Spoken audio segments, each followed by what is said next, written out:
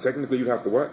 Technically, you would literally have to shut down the software. Like, so if you're playing music, you would have to shut down and then import her song and then start back up again. Okay. So it's not, I mean, there's ways around it, but then you're dealing with, like, do I have the cable? I mean, it's just, it's like, it's just ridiculous. It was like, OD. Yeah, it's like, come on. You're killing me coming in with your phone asking me to play something off your phone. Like, that's crazy. And there's not to say, like, we do take, like, any, most DJs who are in a social environment such as a bar may take requests.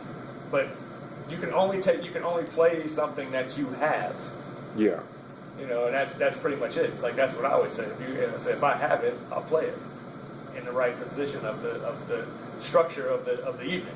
I don't even see that because the way you do your set, I really don't see why anybody would make a request like just let him play what he's doing. Yeah. It's really only it's generally in bars where there's a little excess drinking, or it's in a bar that wants to it's happened to me when I've been like in Michigan, only a couple times actually, but I've been in Michigan where I came in as a guest and the guest wasn't there when the main people came in and they wanted to hear a certain thing. Okay. So like, and it's generally like, it's like the Watch the Throne track when that was popular. Oh, you gonna play that? No, I'm not gonna play it because I'm the guest. And I'm not. You're interrupting me while I'm playing. Yeah. The biggest thing I'd say out of that whole thing is when one person comes up and makes a request that has nothing to do with what's going on in front of them, and everyone else in the place is having a great time, whether they're dancing or whatnot, and they basically want to hear something that is maybe like a ballad compared to a dance song, or a dance song compared to a ballad. And my girlfriend just left me. I want you to play the Usher song. It's like they're like, you can't play that right now. And it's like, are you listening to what you're asking for? Like you're asking me to stop the party so you can hear your song. It's like techno going on. He wants to hear confession. Yeah. Right? It's like come on. Like you can't. Like, there's no way that's gonna happen. But that's a whole conversation in itself.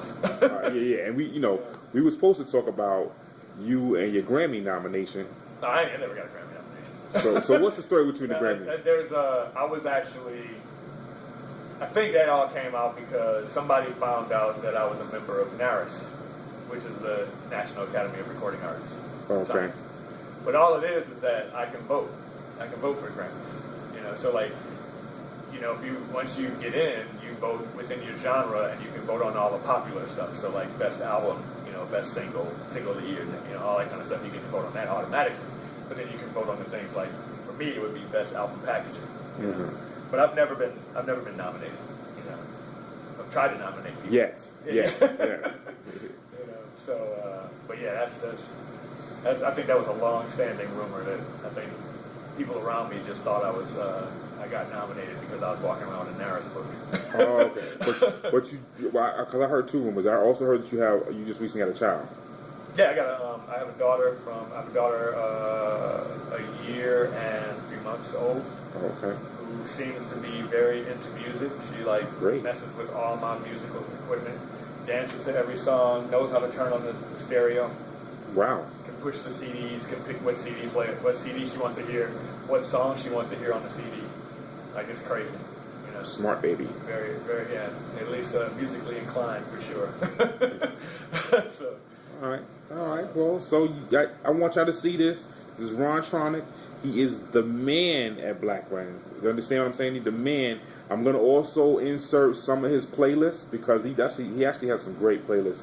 I've actually been, the few times I've gone down to Botanica, you're always jamming. Oh, thank you. Yeah. You know what I'm saying? Yeah. And I know you work with somebody else. I'm not gonna say his name because I might not give him the gun seller. Yeah, Matt Rockman. Yeah, we've been working together for 10 years now. We actually celebrated our 10-year anniversary of the party that we have at Botanica, which has gone by a few different names. Now it's called Adventure People. It was called Tightrope at first, which was over in the Lower East Side. Then we switched it to High Wire once that place closed. Then we moved to Botanica. And then we just wanted to switch it up a little bit from there, and we called it pocket porn, and now we were getting a little too sexy for people, so we decided to call it Adventure People, which is a lot more of a generic yet straightforward name, and I think we'll probably stick with that for a long time. Even though I like pocket porn, it's pocket cool. porn was good. And I was taking some projects, like some DJ event projects, and people were like, "What is this pocket porn?"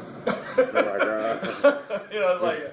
You know, it was a good conversation, but sometimes it was like, I don't even know how to explain this.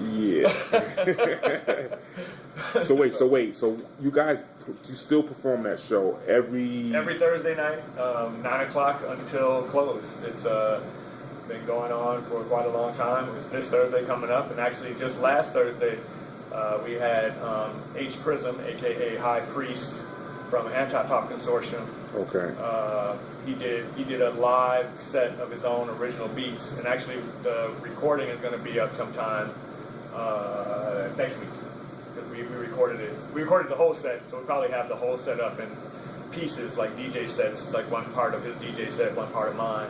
But specifically, his live performance of his own tracks will be up relatively soon, within the next week. So if I'm watching this from the UK or whatever, and I decide to come to New York, how do I get to Botanica?